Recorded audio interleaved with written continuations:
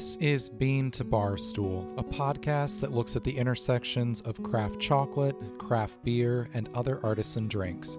My name is David Nilsson. I'm a professional drinks writer, an advanced cicerone, the author of Pairing Beer and Chocolate, and the creator and host of this show. The music for this episode is by my dear friend, indie folk musician Anna P.S. You can find out more about Anna's music in the show notes or on annapsmusic.com. You can find links and information about our guests in the show notes as well. I hope you enjoy this episode of Bean to Barstool.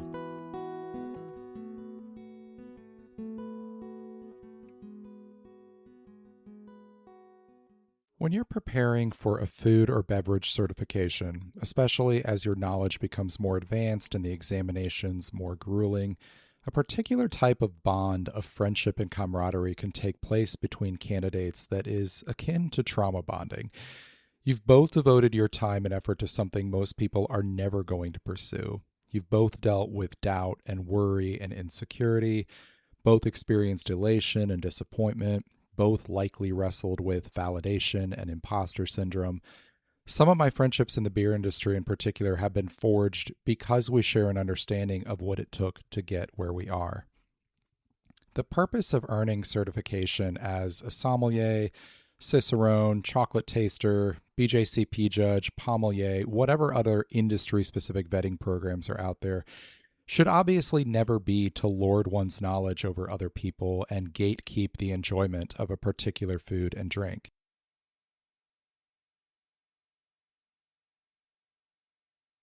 You don't have to be an expert of any kind to enjoy artisan foods and beverages, and the democratic nature of the tasting experience is part of what makes it such a powerful tool of connection between people of different backgrounds and experiences.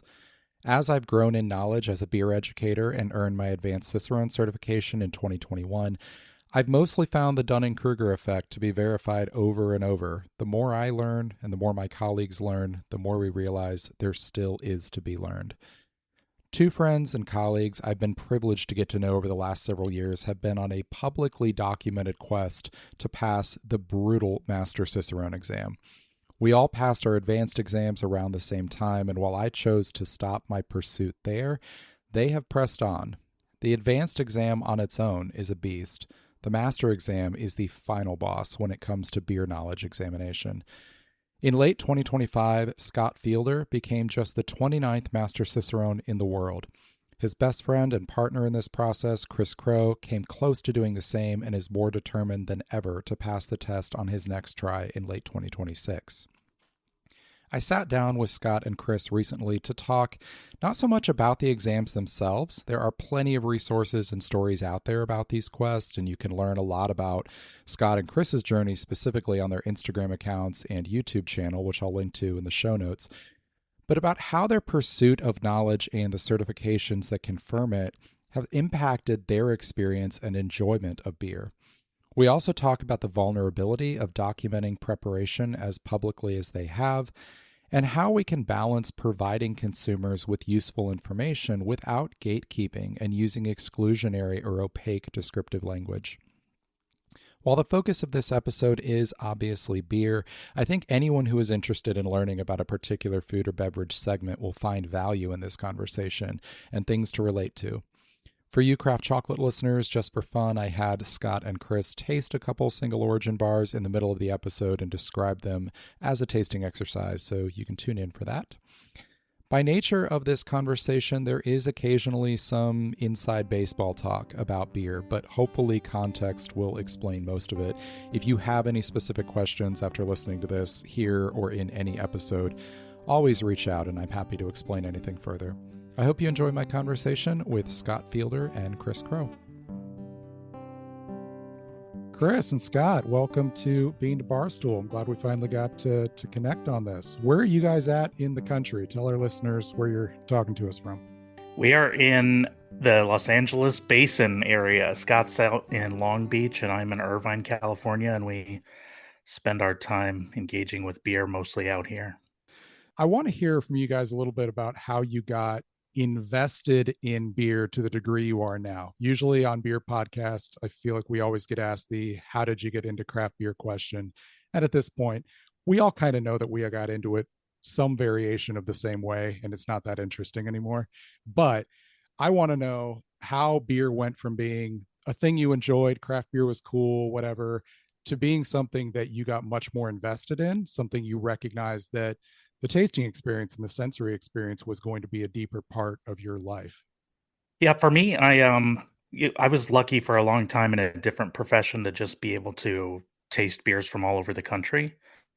And that's how I got a really exploratory mindset. But I don't think the sensory component really clicked until I had a beer that I didn't know could taste like that. That beer for me was New Belgium's Le Terroir, which Mm. is a moderately famous American sour beer that's dry hopped. And I just remember before that point, I wasn't particularly into proper service methods or sensory of beers. It was just an experiential, purely enjoyment based kind of thing. And I poured that beer into a glass and kind of the lights went on, being able to smell it in a slightly different environment, drinking a beer, not just to drink for purely enjoyment, but kind of like to immerse yourself in all the different aroma and flavor capabilities that the beer has. And, that was 13 years ago or so, and I was already pretty full on beer nerd at that point, but not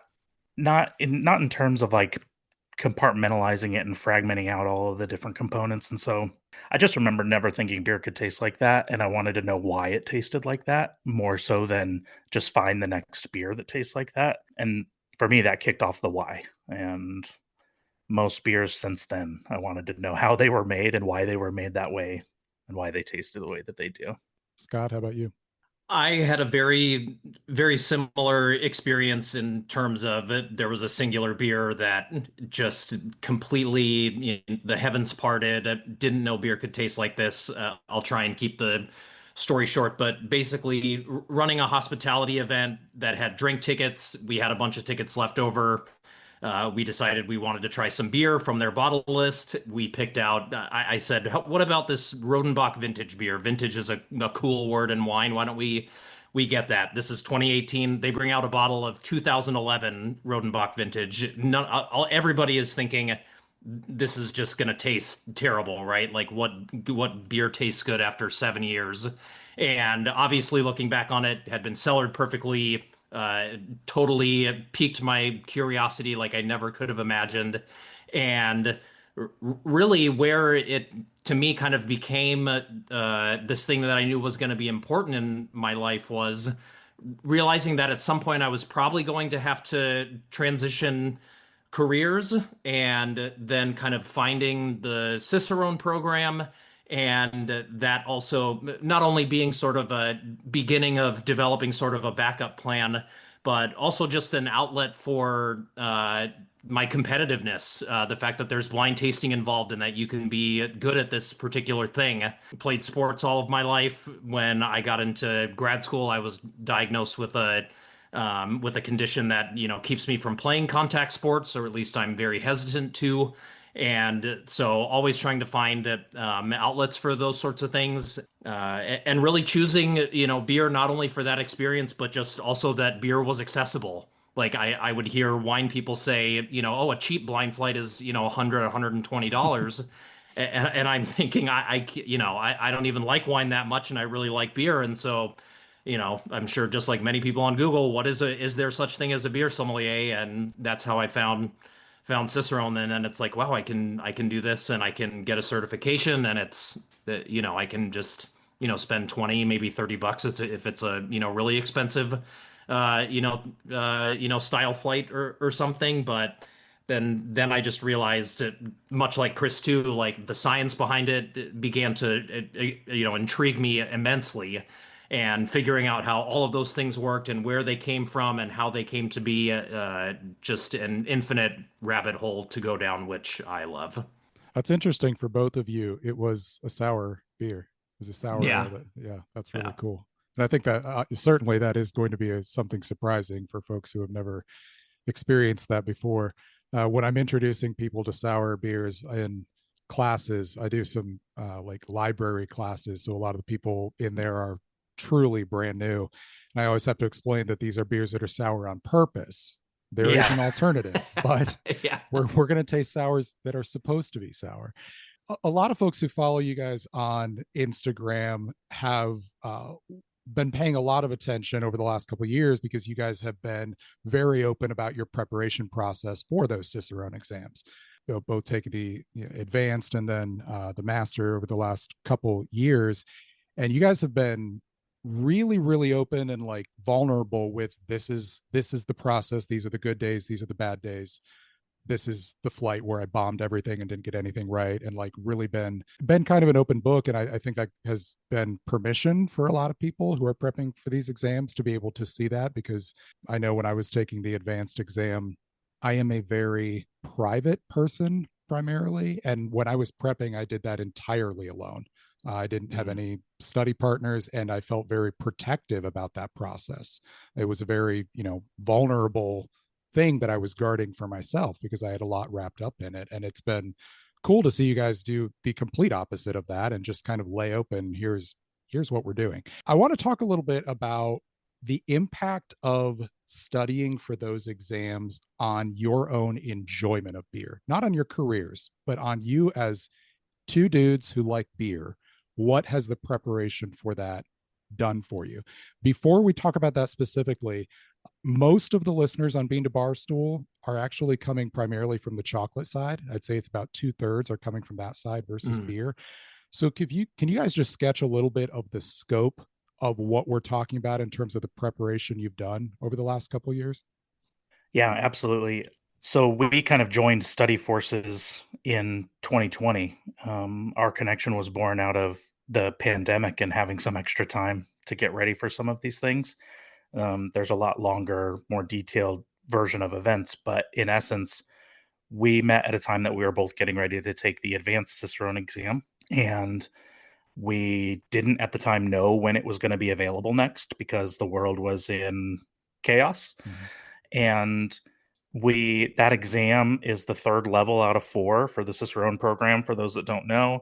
And it's basically an 8-hour day exam that includes significant written oral exams, and most importantly for our purposes, a very involved tasting exam. And the tasting exam, I think a lot of people see the sommelier program and kind of use that as their guiding light for knowing how beverage professionals operate in some of these exam conditions. And some of it on the beer side is certainly inspired by some of the things that you need to do in wine. But the tasting exam in practice is kind of completely different because there are different goals. And so some of the overlap is that you have multiple samples where you have to determine if there's something wrong with the beer. And that thing that could be wrong with the beer is either from a brewing problem, storage and handling problem, or maybe even a service issue. And so on the advanced exam, there are, what is it? It's got 11 off flavor compounds. That 11 or 12. Yeah, one of those two. And then for the master exam, it bumps up to possible 29 different flavor compounds that you have to be able to recognize. And so that's both the expensive and involved part of getting ready for the tasting exam, is getting exposed to all of those flavor compounds. On advanced, there's a panel like that. On the master exam, there are multiple panels like that. And then there are tasting panels that force you to flex your descriptive capabilities of beer. And those are both consumer-friendly versions of descriptions. Think of it like something you would see on the side of a bottle of beer that would tell you a little bit about what's going to be in the beer, but also technical, where you're writing for your peers, using technical terminology where necessary. And then kind of the last class of tasting panels that exist are styles. And this to me is the one that's most akin to wine, besides some of the off flavor stuff, where instead of trying to figure out the vintage and the varietal of the grape, you're figuring out which one of 104 different possible beer styles that a sample in front of you could be.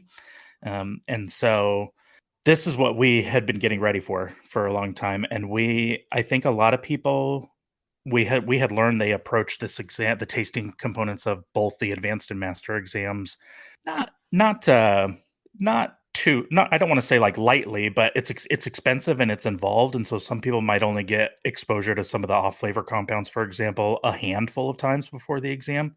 We eventually invested in buying the compound spikes directly from Aroxa, the corporation that they use, and we practiced that and every panel weekly uh, over the course of what, now we just finished year 5 basically of doing that. And we obviously had restrictions early in the pandemic, and we've moved and things have changed, but we in essence have done focused sensory and tasting at least once a week over the course of 4 to 5 years, and tasted thousands of samples at this point, and that's all under the umbrella of preparing for these exams. So definitely with the sensory and analytical hat on.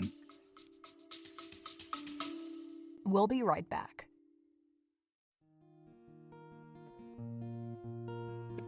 Think you can't select hops? Think again. Hi, I'm Eric Sanderud, president of Sanderud Hop Consulting. Every year I host remote selection for commercial brewers in America. Crazy fresh cuts of hand-picked lots from incredible farms shipped direct to you for free. Rub 'em, sniff 'em, buy 'em if you like 'em. No obligation, no cost.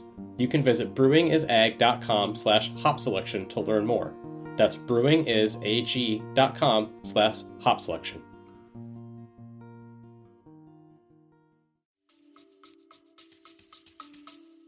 Yeah, that's wild. And then on top of that, for those listening, beyond just the tasting component, you're also going to be writing essays till your arm falls off. So you have to have the back end technical knowledge beyond experience. You just have to know everything backward and forward. So you guys have invested an incredible amount of time into something that most people are just deciding to enjoy or not enjoy on a random night, and not doing all that thinking. So you guys started digging deeper originally on beer because you wanted to know why a beer tasted that way. You wanted to learn more about why you were experiencing what you were experiencing, hopefully in the goal that that was going to make your experience even more enjoyable, that was going to blossom in your appreciation of beer. Have you found that to be true? I want to talk a little bit about how you've noticed the at times grueling and exhausting work affecting the enjoyment of the beer in your hand. Yeah, I think I think like anything, it kind of goes in ebbs and flows. I think there's a sort of seasonality to it. And I think the big part of it is that there just tends to be certain parts of the preparation for the exam that you enjoy a little bit more, and others that that you don't, that have to do with kind of the sensory and tasting portion of the exam. But I would say for me, and especially kind of in response to what I hear from a lot of people, or what people often kind of say is like, are you just now happy to be able to enjoy a beer? I would say it's sort of the opposite. I think there's only one way I know how to enjoy beer now. I don't really have a desire to kind of go back to I don't, mindless sounds like it's sort of akin to, someone being dumb, but just not really having to focus on it or to concentrate. And I think it's because I found a lot of positives in the idea that being in a moment where you are going to focus on one thing has a lot of benefits to it. I remember I was throughout the process of preparation and moving in lots of other life events, I was seeking out therapy for some depression, and my therapist asked, what's a time where you just feel like you're focused and you're enjoying something, and you're not and everything just kind of seems to melt away. And the only thing that I could come up with was sensory. It was just honing in on this one thing, and then everything else just kind of, and it just kind of doesn't exist. And especially in a world like today, I feel like that's something we clamor for to a certain extent. Yeah, I know. I really resonate with that. early in the pandemic, especially, my anxiety was spiking really badly, both for obvious reasons, but specifically related to what we're talking about. With those early strains of COVID, people were sometimes losing their sense of smell and not getting it back. And when I learned that that was a possibility, I was like, well, shit. I mean, this is my favorite thing that I do. This is my career. And I found during that time that the sensory process, like sitting down, putting a beer in front of me or chocolate or whatever it was, locking everything out, and just getting away from being cerebral primarily to being a sensory instrument was very centering and very settling. It was something I was consciously using as a tool for that. So definitely resonate with what you're saying. Chris, how about you?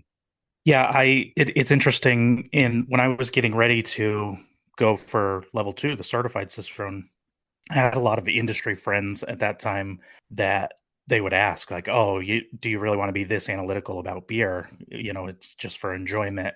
Is it going to take the joy out of it?" And I didn't really believe that that was possible at the time. And you hear from a lot of people, they'll still ask that question to this day. "Oh, can you just go out and enjoy a beer without, or are you able to turn it off? Essentially, can you just turn off that mindset?" And I don't think you can, at least for me, turn it completely off. But I found that brings more enjoyment to beer in almost every instance. There are some others that I think, if you're on too high alert, that maybe it impacts your enjoyment of the situation. But when we were getting into this and really getting serious about studying, we were still in different versions of our own, like, exploratory beer phase. And what I think definitely happened is we gained a really massive appreciation for the classics, a lot of the old world styles, and just like classic archetypal examples of some of these beers that you don't normally just kick back and drink. Huge appreciation for those beers now. And they're ones that you study a lot because they're made by really great breweries for a long time, and they have sensory programs that are trying to recreate the same beer every single time and make sure that you experience that beer roughly similarly every time. And I also thought, like, connecting the beers to different parts of the exam or different parts of beer knowledge really unlocked new pathways of enjoyment. So one example is you could be hyper technical about the sensory qualities of a beer, and you don't, like, it's not a beer you would normally drink, kick back with the homies and have some of. But when you learn what that beer tastes like and what it creates with food, for example, Sure. it's like, okay, I think people think of their everyday enjoyment of just drinking beers as drinking it by itself. And when you do that, I think you pick beers that are either unobtrusive, that are just light and easy drinking, or maybe flavor forward beers, but are ones that you enjoy the beer by itself. And studying for this exam, all of these exams, particularly the beer and food part, just unlocked a whole new enjoyment pathway where I'm not known to sit back and just enjoy Bellhaven Scotch Ale by itself. Like, I'm not splitting a 6-pack of that with Scott on a Wednesday night or something. But having that with a meal, this is a different game entirely, and it can unlock enjoyment in the pairing that far surpasses what having any beer by itself could do. So I think it really increases enjoyment in a lot of ways, even if you're being technical about it. I will say that maybe one area where it's hard to turn it off or, not let it creep in is, how do I best describe this? Either like hyper modern beer styles or, massively rotating beer styles like the IPA of the week from your local brewery or something like that. I think that there's a thin needle to thread when you're making new products every week. And I think people are on the hunt for what is either wrong with those or what IPA it tasted like similarly before. But perhaps more importantly, Scott and I have been at different points really disappointed in the service aspect of some of the beers, and so that's the part that's hard to turn off. It can be something as simple as going to a place that claims to serve your beer in proper glassware, so they set an expectation for that, and then you don't receive it in the proper glassware, And so there's nothing wrong with the beer necessarily, but there's something really wrong with the experience after the expectations were set. Or the worst of all would be, going to a brewery or a bar that doesn't clean their lines, Sure. and so that impacts your enjoyment in a way that you can't really recover from. So I think it put me on high alert in a handful of other situations, but mostly it has made me appreciate historical old world classic stuff way more than I ever anticipated that I could. I think one thing I noticed for myself was that once I became aware early on of the idea of off flavors, so when I was studying for the certified exam and you're first getting exposed to those handful of super common brewing faults, as soon as you become aware of them, it's like the rule of the instrument, the idea that like when you're holding a hammer, every problem looks like a nail. Suddenly you're looking for it and you want to find it. And Yeah. I feel like for a lot of people, there's this arc of knowledge acquisition where there's a difference between when you learn a thing and when you've known the thing long enough to know what to do with it. And with off flavors, a lot of times, there's a difference between, okay, now I can recognize this. Now I want to find it. Now I want to point it out when I find it. And just understanding, what does this off flavor even mean? Is this something that most people are even going to be aware is there? Is it something that's objectively unpleasant? Or is it just maybe not style appropriate? And like, there's a difference between those. And I think one of the steps of growth in knowledge with beer, and I'm sure this is true of any other artisan food or drink, is getting past the, okay, now I know what this is and I want to use it, and having settled into having that knowledge and understanding how to use it. We had a mentor early on helping us for the advanced exam, Master Cicerone Brian Reed, and I think he put that very succinctly and just said, there is a point in your learning where you will know just enough to be dangerous. Yeah. To annoy everyone around you. Yeah. And also I think with the sort of, once you learn about off flavors, and then your imagery of every problem, you having a hammer and every problem becoming a nail. I think there's also the aspect of it that your sensory sort of experience is almost like this stained glass window, and when you learn about certain off flavors, it kind of puts a crack in that window, because then it's not only that you maybe even go looking for them, but that you realize that the ones that you really like, or the styles that you really like, or the place that you really like to go drink beer actually probably has some flaws in it. I even know certain sensory people who, when they do that, it's like a preemptive apology, just in case I ruin your favorite beer for you. But I remember years ago, before I got serious about beer, I was traveling and I had I think it was an amber ale. And at the time I thought it was awesome because there was a flavor in there that I had not experienced in beer before. I now know that it was one of the worst diacetyl issues in a commercial beer I've ever experienced. But at the time I was like, butterscotch beer, this is awesome.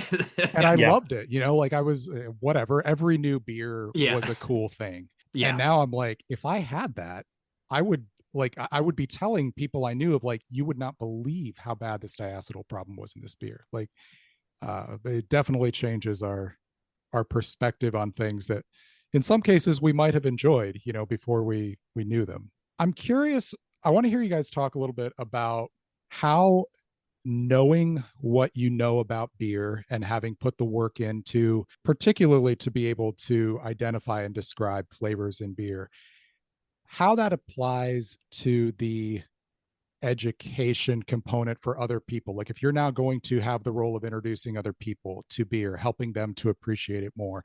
One thing that I've seen in recent years that I think is excellent from intent is stripping away gatekeeping, stripping away snobbery, not making there a required amount of knowledge for people to be able to just enjoy beer, which I think is awesome. But I think one consequence of that sometimes is that we then penalize knowledge and penalize doing anything more than that and describing in more detail. What do you guys think about like the balance between being able to give people the tools and describing something and celebrating complexity, but not doing that in a way that makes them feel like this is not for them because there's a barrier to entry.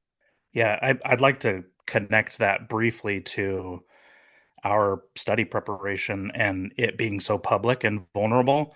And part of, I mean, that was a conscientious decision on our part. We talked about how we wanted to document our journey. Some of it was organic, we just liked sharing.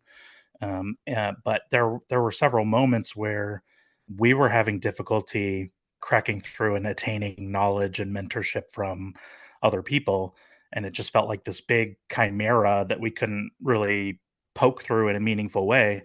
And then the other kind of epiphany was that while both of us are competitive, I think to go for some of these credentials you have to be somewhat competitive. We realized this arena is not competition with other people.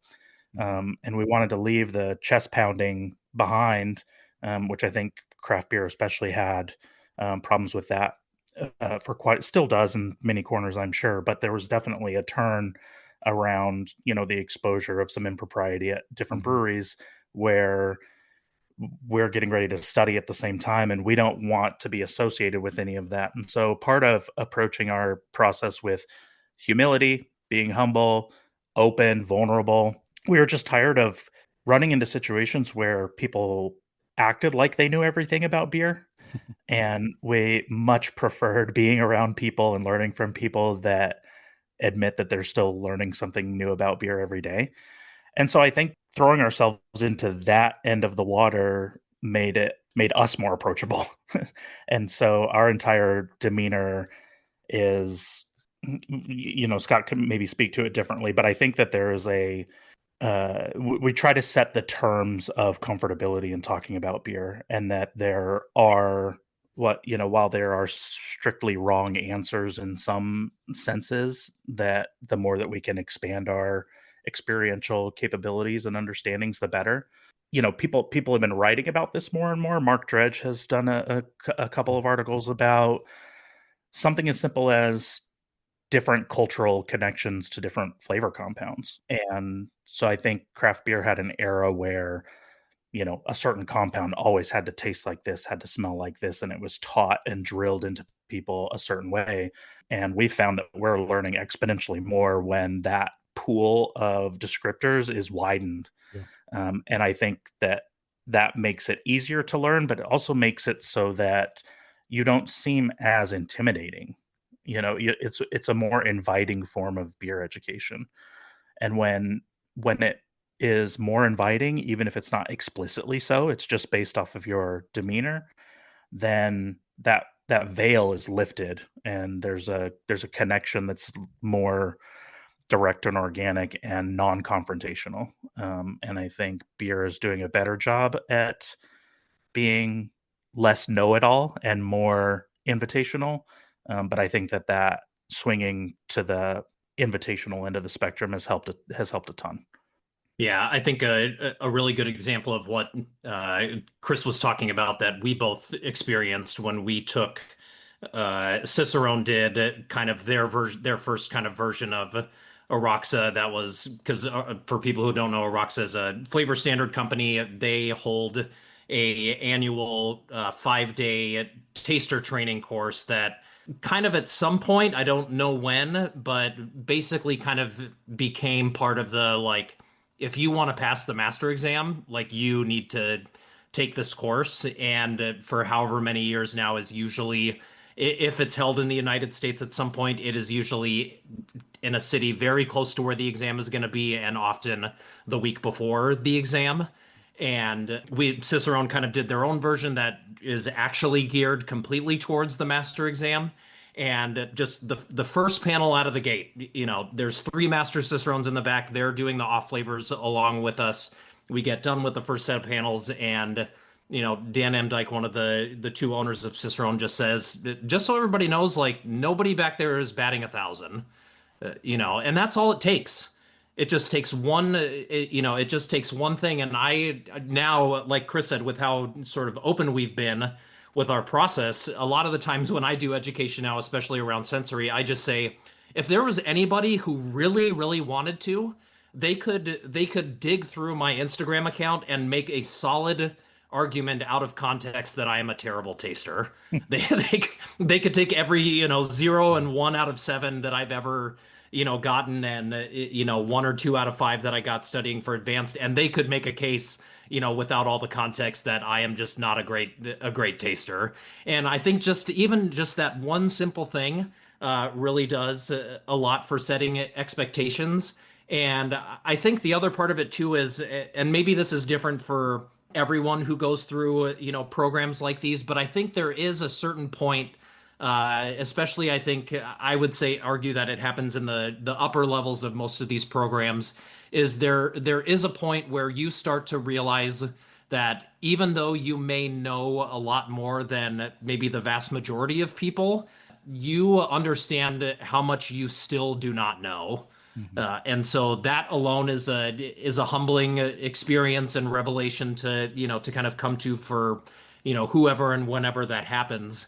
And so that's why I think, honestly, the times where we've maybe seen that or even run into that, it's people who, again, it's not that they're a certain level in the program, but they're just, it seems like maybe they've just crossed over into that, knowing just enough to, to be dangerous, because we listen to all the beer podcasts, and there's every so often there's always a story about somebody, and it's like, oh, this Cicerone came in.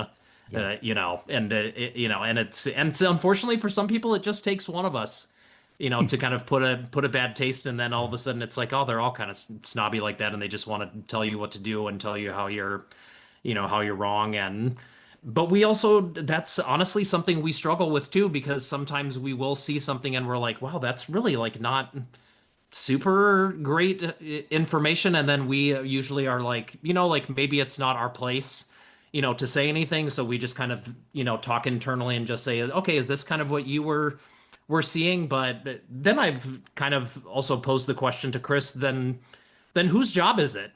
Are we all just kind of just allowed to kind of float in the, the ether of social media and just say whatever? Right. And that's why for us personally, that's why we hold M. Sauter at Pints and Panels as just the gold standard. Just the person who will put something out, has some internal, connections and resources that she, consults, and then will quickly and publicly, change information saying, I've learned X, Y, and Z because so and so. And these people have reached out to her because they know that she is willing to hear that. Yeah. And for us, that is, that's truly that's like something that we, would aspire to be like. We'll be right back.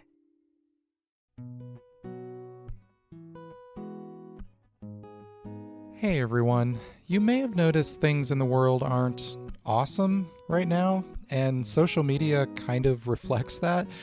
I built a lot of the following for Bean to Barstool and just for my own writing career on Instagram, but I've been getting significantly lower returns in terms of engagement on Instagram, and well, some of their recent changes don't have me thrilled for the future. So here are some ways to keep up with Bean to Barstool if Instagram and other social media platforms don't prove to be long-term viable solutions.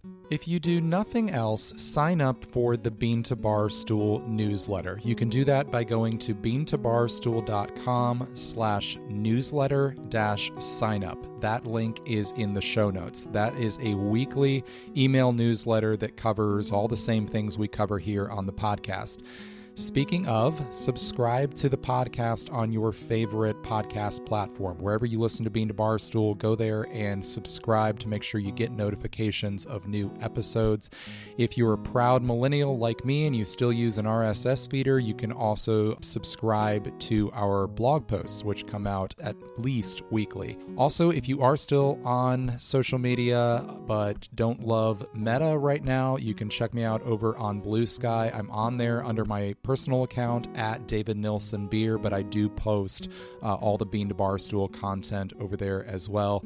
Finally, if you want to get in touch with me directly, you can email beantobarstool@gmail.com. I am not leaving Instagram anytime soon, but these are great ways to make sure you can keep up with what I have going on. Stay safe and take care of each other.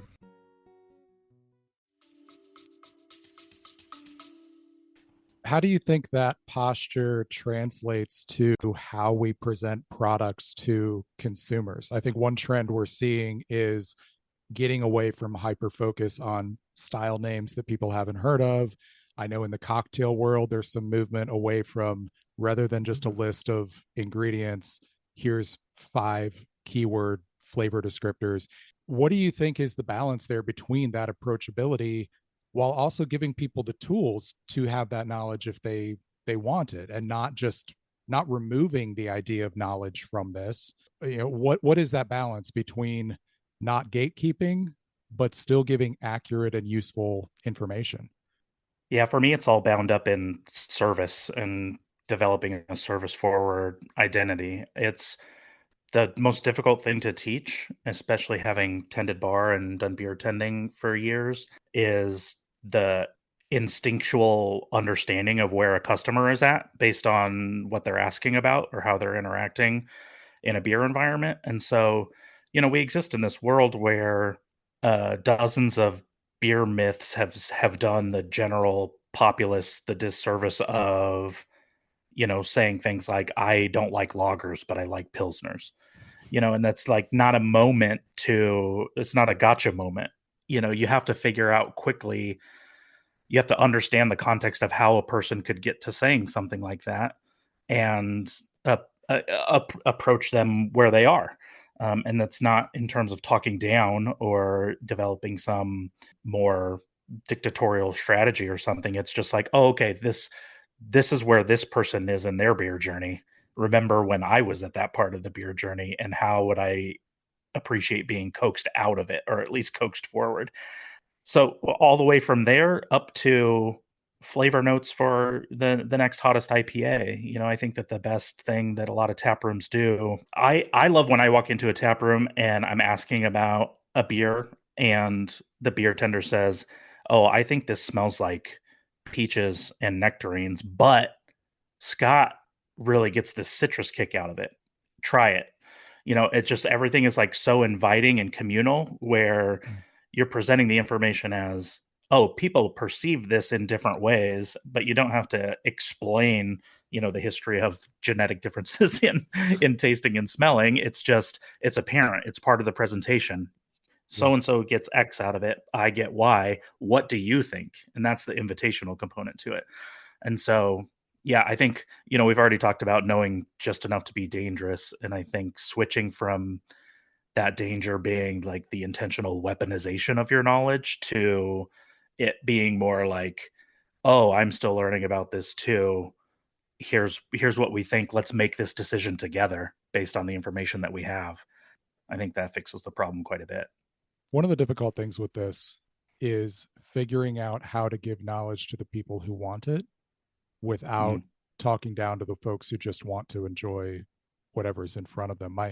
My wife is from Chicago, and she was talking at one point about going to a coffee cupping at a coffee roastery in Chicago. She knew nothing about coffee, so she's going there to learn a little bit about coffee. And the posture of the baristas who were running it was so hands off, from a, we don't want to influence you, we don't want to talk down to you, that they ended up not really giving her any tools to understand what is the difference between these coffees that you've put in front of me. Like, it's great that you don't want to tell me I'm wrong because I taste this or that, but at the same time, I'm wanting to come away from this with some tools and some pieces and some language, and that's not there. And I feel like that balance and that tipping point is the hardest thing. How do you give that when people want it and not be, mansplaining to whoever's on the other side of the bar when they're not asking for that? And it's very difficult to universally design that approach, right? Like, you want it to be the space to be available for both versions of that person, right? The one that's receptive to education, and the one that's not. Because if you want to just show up and drink beers and not be lectured to, I got no problem with that. Like, that is a disposition that is important for a variety of reasons.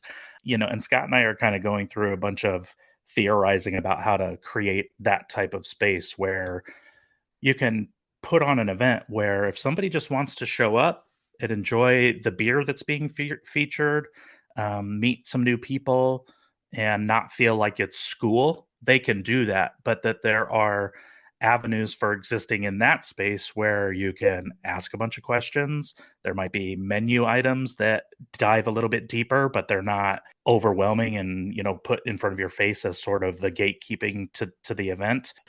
I really agree with Chris's kind of read the room, approach, and really setting expectations. I'm personally not going to lose any sleep if I'm talking about a sensory event that I'm going to do that's for people who are going to be taking, the local Cicerone or advanced Cicerone tasting exam. And then somebody shows up and says, why are we only drinking one kind of beer? And it's like, okay, like I was never really going to probably reach that person anyway, or somehow they ended up here and this is not what they, and so I think just setting clear expectations. And I think something that you were saying, David, I think it's giving people as many tools as they can and but then helping them along the way so that they can kind of come to their own conclusion. And that conclusion, sometimes and it just kind of staying on sensory, even though there are some compounds where it's like this is kind of what it smells like, this is what a lot of people get. Some compounds that has been drilled in because there aren't really a lot of other ones. Maybe there's one other one, and it's this very specific, cultural aspect. This was a great story that Dr. Bill Simpson of Aroxa told us. He said he was teaching a class in Asia, and he was having a lot of trouble with getting people to understand that diacetyl to a lot of people smelled like butter. And for anybody who doesn't know, diacetyl is a kind of fermentation byproduct that happens in beer making all the time. In certain styles, having some of it is okay, but the vast majority of the time, it's seen as an off note and not supposed to be there. And he just really couldn't make this connection until finally somebody said, "This is what it's like when somebody has left rice in the rice cooker for too long." And the bacteria in it has started to create these sorts of compounds because in that particular region of the world, every household has a rice maker, but they rarely use, these kinds of, kind of fake movie theater butter, kind of products in the cuisine, of that region. And so, yes, there might be some that are, where maybe in a particular part of the world it's different. But then there's others where, there was three of us in a study group at one point, and one compound, we all smell it completely differently. Sometimes we even smelled it at different concentrations, depending on how strong it was or how much was present in the beer. And so, again, giving people the tools of this is a really good way to, if you're really trying to parse out some of these things, if that's what you're shooting for. So figuring out what the goals are for that person. And again, you can hold an event and you can have people who are coming in who are studying for an exam and other people who are like, I just want to learn more about beer. And so it's kind of figuring out, okay, like when this person is asking this question, like Chris said, okay, they seem like they're coming from, this sort of a knowledge base and trying to base that off of evidence and not just, sort of assumptions. Just doing our best to, engage with people. I think that's the other thing that Chris has said that I think is just so important. The more that we can kind of engage and get the person to kind of open up about maybe what they're looking for or what their relationship is to beer or the goals that they have, then we become better at helping them, find whatever it is they're looking for. Yeah, for sure. That's something that comes up in craft chocolate, which we're about to talk about. Most craft chocolate is enjoyed in areas of the world where cacao is not grown. And so standardizing descriptive language, going back to cacao growing regions and saying, well, the chocolate that's coming from this, it tastes like blueberry. Well, blueberries aren't grown there. Like blueberry is not a flavor reference. And so being able to not take that descriptive language back to cacao growing regions in this very colonial way and say, no, these are the flavor descriptors, and figure out what is the common language we can use, what is the mutual education that can take place so that we can communicate about this is something really interesting that's happening in that space. On that note, you guys have a couple chocolate bars that we're going to taste. So Yes. you have 2 bars from Dandelion out there in California. Dandelion is sort of they're kind of like a Sierra Nevada type of company for craft chocolate, where they were one of the early ones. They're still one of the biggest ones, but still making very good product. And for a lot of people, especially early adopters in craft chocolate, they probably would have been one of the first, if not the first, that they tasted. So I'm excited for you guys to taste these two. You've got 2 single origin bars, 70% bars, one from Tumaco, Colombia, one from Semiliki Forest, Uganda. So what I want to do here, you got both of these bars in front of you. Go ahead and open, let's start with the Colombia bar. Go ahead and open that one. First thing you're going to do, same with beer, is take a look at it. And there's a couple different things that you can evaluate as you're looking at your bar of chocolate. One, obviously, color, going to give you a general indication probably of cacao percentage, but that's not always going to be 1-to-1 between the same bars. Also looking at the shine of the bar, looking at how much gloss it has, give you a little sense of the texture of what you're looking at there. A good gloss is often an indication of a well-tempered bar. Chocolate is a fat suspension. So you're grinding up the bean, it's about 40% fat, the rest of it is solids. And as you're grinding all that up and then rehardening it from a liquid, it's a very specific process to get it to reharden correctly. And what happens is all those solids end up in suspension in the fat in there. And when that's done properly, you get a really nice, even gloss on the surface of the bar there.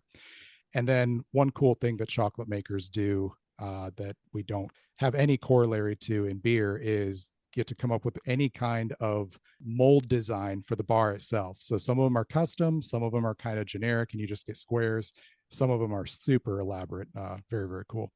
Scott, I just saw you hold up the piece and snap it by your ear there. So you've done this a little bit before. It's one of my favorite rituals in craft chocolate is the snap. So you hold the piece up to your ear, snap it, get that nice, clean snapping sound. Is another indication of proper tempering.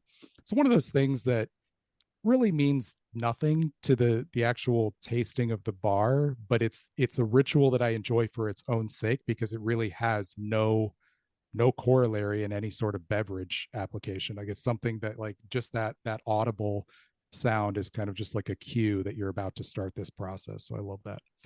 You certainly can smell your chocolate. Now, being a solid, it's not going to give off as much from a volatile standpoint as a liquid like beer will, but you can still smell it to get a little bit of an indication there. In doing that, anything stand out to either of you with this Columbia bar? To me, it smells less roasty than I would have expected. We're taught in beer that you can't really smell textures or primary tastes, obviously, but it smells like it's going to be smoother and creamier than I would have anticipated for a bar that's, I think, 70% cacao. Yeah, one thing with that, while the percentage obviously tells you how much cacao is in there, the relative roast level of how significantly they've roasted those beans could vary within that. And then obviously, of course, origin to origin, you can get some difference, but depending on the roast profile, you might get more or less of that intensity. Yeah, and the roasty or toasty character there is reminds me more of mixed nuts than it does of, say, coffee. Sure. If I'm not mistaken, this is one of their more approachable origins that they're doing. It is more kind of classically chocolatey, rather than being something that has a bunch of different exotic descriptors that we're going to be coming up with. So I feel like that nutty kind of creamy profile probably makes sense. All right, next thing you're going to do, put it on your tongue, let it melt. I would encourage you not to chew it. You can break it up with your teeth, but don't necessarily like chew it with your molars so much as just break it up into small pieces so you're exposing surface area and then just letting that melt on your tongue. Well-tempered chocolate melts just a few degrees below body temperature. So it generally does need to sit on your tongue for a few seconds before it really starts melting and releasing those. So one of the reasons when you're pairing with beer, it's so important to allow the chocolate to melt first before you take a sip of the beer, because otherwise it just locks it in place and it won't melt and release those aromatics. I would say that to me that unfolds a lot differently than I anticipated. It's as it's beginning to melt, it's definitely like a lot of almond butter sensation. Mm. I don't know a lot about craft chocolate other than I enjoy it immensely, and I do seek out single origin bars in particular. I just kind of like want to know what cacao from a region might taste like. But from what you've said about the tempering quality, I mean, it's a really uniform melt over the tongue. It kind of starts to wash with this almond butter type of character to me, and then like a classic cocoa. But then after a few seconds, there's something distinctly fruity. It's very like almost Yeah, I would agree. plum, like a juicy plum.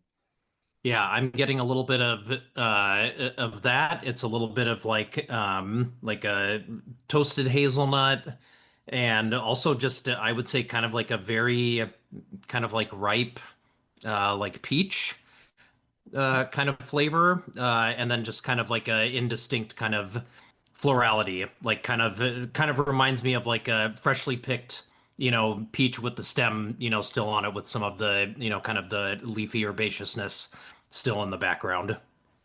So, Scott, do you have a little bit of familiarity and background with craft chocolate? Only a little bit during the pandemic, I did beer, cheese, and chocolate pairings via Zoom, and so I've got some of the kind of like more popular like, chocolate books and a lot of the stuff you're talking about. I'm very familiar with, and much like Chris, like I enjoy craft chocolate. I'm particularly a fan of Dandelion. I have family in San Francisco, and whenever I'm there, I always go there and try some of the interesting stuff they only have that, maybe is harder for them to Sure. ship, and that sort of thing.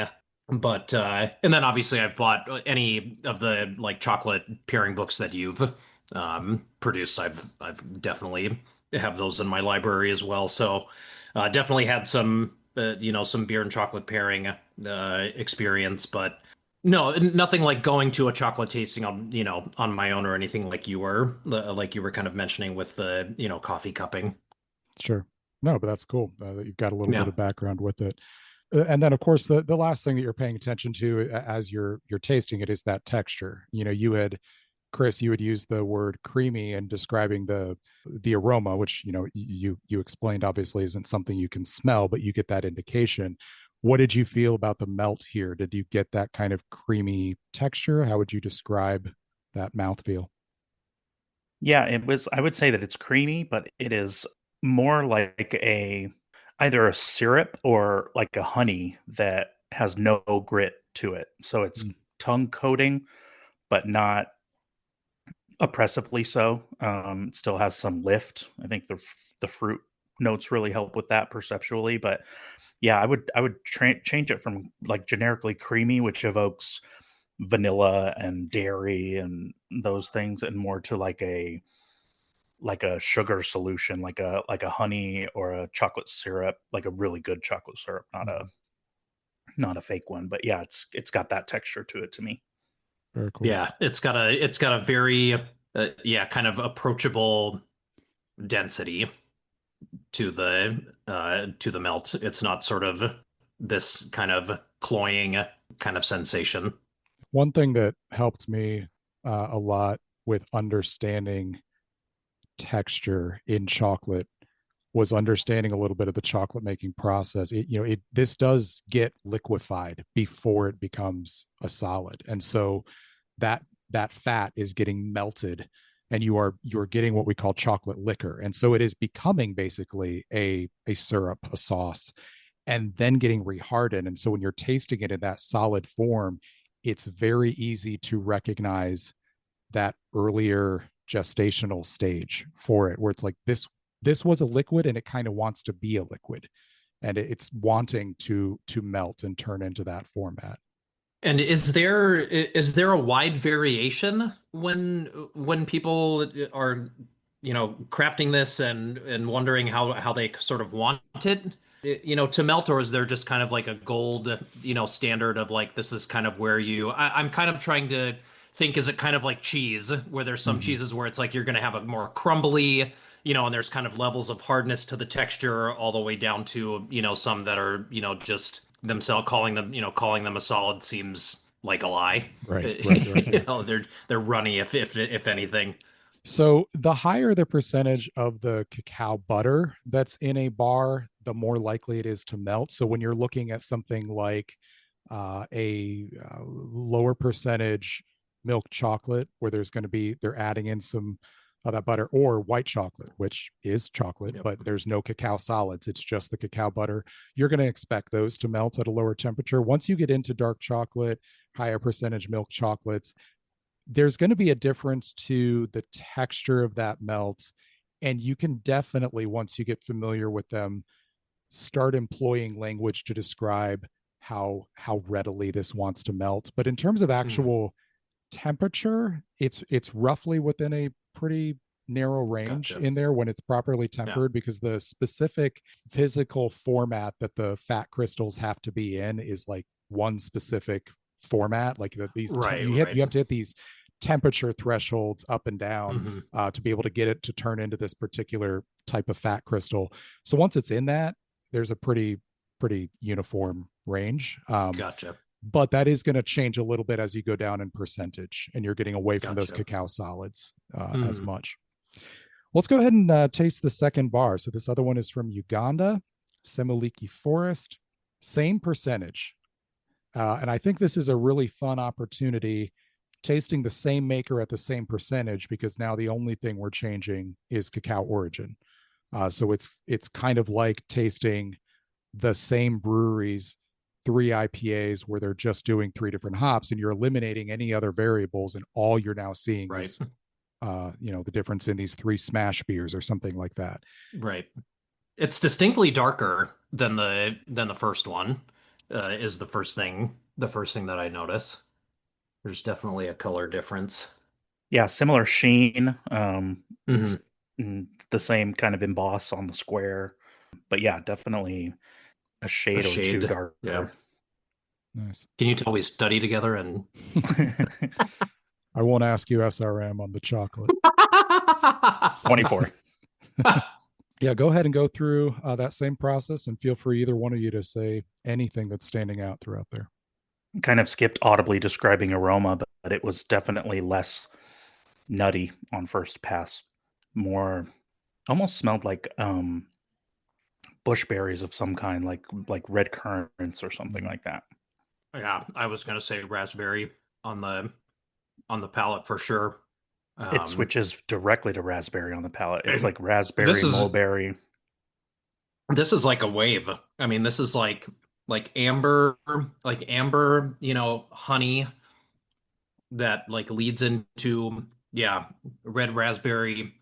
I forget what the original fruit you were saying on the aroma was. That's definitely kind of in there. Red currant, yeah. Yeah, red currant. Yeah, red currant for sure. Kind of like this very like tropical, kind of almost tropical red, red fruit. Mm. And there's some dried fruit characteristic too. Like we get Mhm. in multi beers a lot. It's not like a bright, vibrant cherry. It's like dried cherry in a trail mix, basically. But raspberry, I think, is the best immediate descriptor. It almost even has, akin to the peach stem on the last chocolate, the seed. It has like a tannic seed like quality to it as well. But that doesn't impact the texture. The texture is very similar to the first one. I was going to You can ask, kind of- do you feel like there is any kind of astringency along with that? There's maybe a little more. It might just be more chocolate on the palate, more That's than what I was anything. wondering too. Yeah. But yeah, But yeah, I maybe also a less dense. It seems like a less dense, creamy honey texture character than the first chocolate. yeah, and also the Chris saying that it kind of smells less distinctly, kind of like what maybe we would associate with kind of milk chocolatey. It definitely doesn't kind of present that way on the palate either. I'm trying to think of what that's I'm right with Chris. I'm like, okay, if you're talking about the base chocolate, like think about it like you're describing malt. Like you're, what is it like? Yeah. How are you describing the soul of this chocolate bar? Well, I'm curious, and this is not a leading question. I'm not tasting the bars with you to Hmm. be able to know. But when you're describing it as having a lighter texture, do you think that is actually organic to the mouthfeel, or is that those brighter flavors kind of pulling it up and making it seem less heavy? I think it's the latter. I was thinking through that when I was describing the little bit of fruit lift on the first chocolate, but the second one, the Semiliki, is so fruity and berry in Yeah. character that I think that it's, especially on the retronasal, is so lively that it's almost tricking me into thinking that it's lighter, that the body of the chocolate is lighter. But if I didn't, maybe I will on the next little piece. But I didn't like plug my nose to try to really Mm. sit with the texture only. But I wouldn't be surprised if it was more similar to the first one than I thought, and that it's the fruit notes doing the heavy lifting, or the Yeah, light lifting in this case. yeah, because it really is. Yeah, it really is the power. I mean, the for people listening, the power of perception and sensory is very, very real. And I mean, just if told to describe the two textures, I would say the first one is, I agree, kind of this more like thicker, kind of more syrupy kind of thing, and this is more maybe just like if you're talking like a chocolate pudding, but on like the most dense, end of that possible. But just a little bit airier to it, to the perception is what I would assume. Yeah, I love that. I love hearing you guys talk about these bars when they are basically identical bars, just different cacao origins, and how much of a role Hmm. that plays. Oh man, it's fascinating. Well, what are your takeaways? Obviously, you both had chocolate before, but I mean, just sitting here now and tasting these two side by side, any thoughts or takeaways you have from the experience? Mine, to me, since we have chocolate from the same chocolate maker, and it's just different origins. I mean, it's the power of origin. It's, the whatever philosophy of chocolate making is in these bars is hard to compare when they're both from Dandelion. Mhm. So that experience is maybe flattened in favor of, this is what hopefully what Semiliki Forest evokes for me now, is a much like livelier, fruitier top note type of coffee. And the Colombian I said coffee. I came into this from a coffee nerd angle even before beer, so a lot of stuff I borrow from that. But I meant chocolate, not coffee. The Colombian one is more. It's interesting. I didn't realize that this was maybe intentionally one of their more approachable craft chocolates, but it tastes like that to me. It's nutty. It's like what you would think of a craft chocolate should taste like in terms of like its chocolate density. We talk about beer that tastes like beer. I think that the first square has it's got an essence of chocolate that tastes like chocolate in Mhm. it. And the African chocolate is completely upends those expectations. Yeah. It's a very cool experiment side by side. I love how much tasting outside of our target area can just make us better tasters. Oh, Even if your goal is 100%. just to Yes. be a better beer taster, taste wine, geek out on coffee, like just explore widely.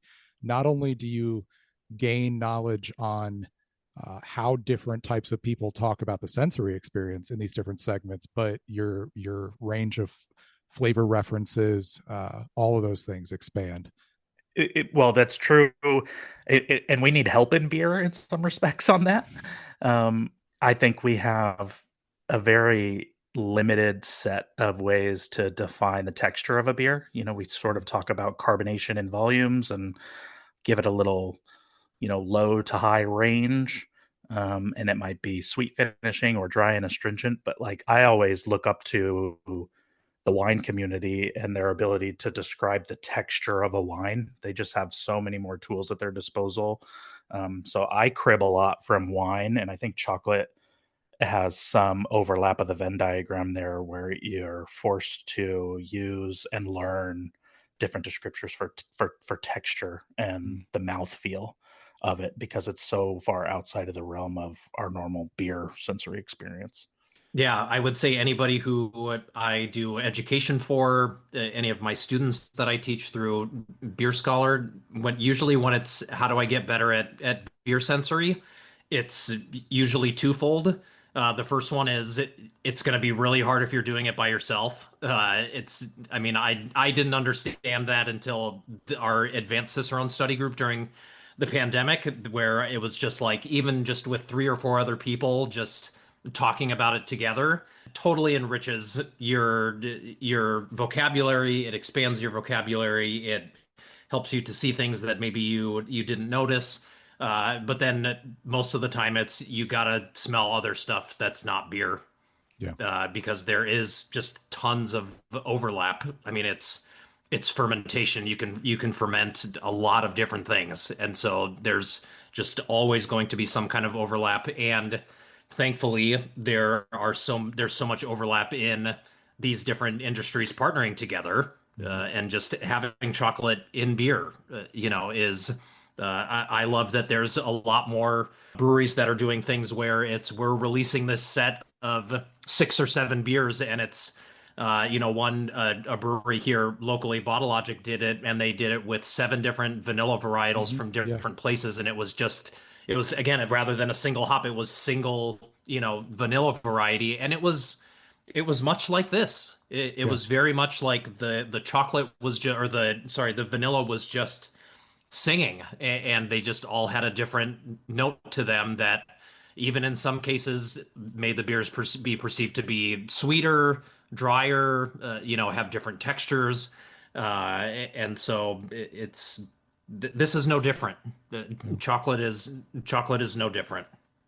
I find that kind of exercise very, very helpful. I've noticed as a taster, I struggle sometimes when I don't have comparative references. So my weakest panel, even when I passed the advanced exam, was style discrimination. Because if you give me all 4 of the beers that are options here, yes, of course I think I can go through and say which is which and compare them, but one in isolation, you don't have that bracket on either side to reference to. And so being able to do this kind of exercise where you're changing one thing, and so that's the only real variable that you have to that most of your focus can go to, is a wonderful training experience. And Chris, to what you were talking about from a texture standpoint, I think one of the reasons chocolate offers such a cool opportunity to evaluate texture is because the physical food changes format in your mouth. Beer, you're drinking as a liquid, you're swallowing as a liquid, it's maybe going to foam up, but all you have to be able to evaluate it is just like, all right, the liquid is there, I've got to figure out how to describe this. That chocolate is starting as one thing and it is slowly melting and changing, and so you are getting that evolution of texture, and you are kind of forced to contend with that during the tasting process. It's very cool. I like that a lot. Well, last thing I want to talk about, just on a kind of fun note, you guys love Doppelbock, and you are trying to popularize Doppelbock. You've got the hashtag on Instagram, Drink More Doppelbock. Where did this start? Well, so it kind of has 2 main origins. They stem from a similar spot, but in all the studying that we've done, Doppelbock from time to time ends up on a style identification panel. And it started as a casual joke where, after the tasting evening is done, what are the samples that you're going back to, or that you hadn't had in a while and you really like? And we'd just be sitting there and be like, man, have you guys ever had Doppelbock before? It's pretty good. And just, kind of joking about it in that way. I also remember early on being like, staking out my claim that I already said, use the phrase beer that tastes like beer. And we use that usually to mean like macro American lager. And I would make the claim in our study sessions. I'd be like, no, Doppelbock is beer that tastes like beer. Macro lager is intentionally tastes like little else. It's built to not taste like much. And Doppelbock is so densely Munich malty that I was like, this is what when I taste it, I think this is what the soul of beer is. Like, this is the most beery beer that I could possibly pick off of a shelf. And then it kind of morphed into this hilarious bit where we're just like, not only is Doppelbock delicious, but you can just like get Weinstephaner Corbinian at the store right now for $3.99, a 500 milliliter bottle, and have a world-class beer for a very low price compared to the way prices for a lot of things are going right now. And nobody's even going to try to stop you. There's little to no resistance to purchasing if you thought there was a Doppelbock. barrier, and then it was just like in every hyper specific scenario, we were just like, more evidence has been gathered, and even in this hyper specific scenario, they still will not stop you from. And then that even morphed even further into hashtag everything is Doppelbock, where it was, well, Munich Dunkel, you mean session Doppelbock is what you're talking about, right? Or that sort of thing. So a few years ago, I had a friend who was playing a concert at a dead end dive bar, and it was one of those. So we go in. I've never been in the bar before, and they've got a couple things on tap. But they had a bottle and can list, and it was one of those things where I'm looking at it and I'm like, what sales rep came in and convinced them to buy some of these beers? This is not their scene. And they had bottles of Corbinian for a couple bucks. So we sat there in this just shitty dive bar listening to my friend play music, just drinking bottles of Corbinian all night. Great memory. What kind of reach have you had with Drink More Doppelbock? Like, I feel like it shows up in my feed fairly often. I see some other people now and then. Yeah, we are starting to get like a good solid 1 to 2 people a day like posting and tagging us, and we've got kind of our like set of our small circle here where it's like, okay, make sure to tag everybody in this so that we can kind of continue to kind of have this something that's hardly a viral moment by most people's standards. But I mean, for us it was viral enough that like I got us t-shirts made with the very first Instagram post with the hashtag on it, like as the front of the t-shirt, and hashtag Drink More Doppelbock on the back. And I think it's the other thing to me is I've started listening to a lot more kind of like, where's the industry going and people's predictions for the year. And so many people are predicting that like multi beers are going to be the beers of 2026, yet nobody mentions that Doppelbock is specifically going to be a part of that movement. And to that, I just say you've missed the point. Like I just think it's got range in all sorts of different ways. And like Chris said, we believe that it's beer flavored beer, and anybody who this reaches who thinks this is cool and helps them to rediscover this style, like whatever reach we end up having with it, like to me, that's the most fun part. Do each of you have a single favorite Doppelbock? I always claim that Ondeck's Doppelbock is my favorite, with maybe Corbinian being the 1B. Those vie for my heart the most, for sure. Yeah, and I would say it's Corbinian, especially since I've had that in Germany at the brewery. And then I would say the other one is Celebrator, and honestly, it's probably because it's the one that I could call the exact beer blind the most all the Doppelbocks during our study time. So I just felt like I was just like really honed in on that, and that it would always speak to me. That's great. Well, hey, Ondex is why we have Trogue Stroganator. So it inspired our most popular American Doppelbock. Yeah. And you can still get 12 packs of Troganators. So that's an excellent way to hashtag Drink More Doppelbock, is to buy 12 at a time. There you go. Hey, they're coming out with a new year-round American stout. They're just bringing back all the classics. Wow. I love it. Yeah. Wow. All right. Well, Scott and Chris, thank you so much for hanging out with me tonight, tasting some chocolate, talking beer. I love geeking out with you guys. Oh, too much fun. Thank you so much for the invite. So this has been great. Appreciate you, David. Thank you. Huge thanks to Scott and Chris for hanging out and discussing this stuff with me.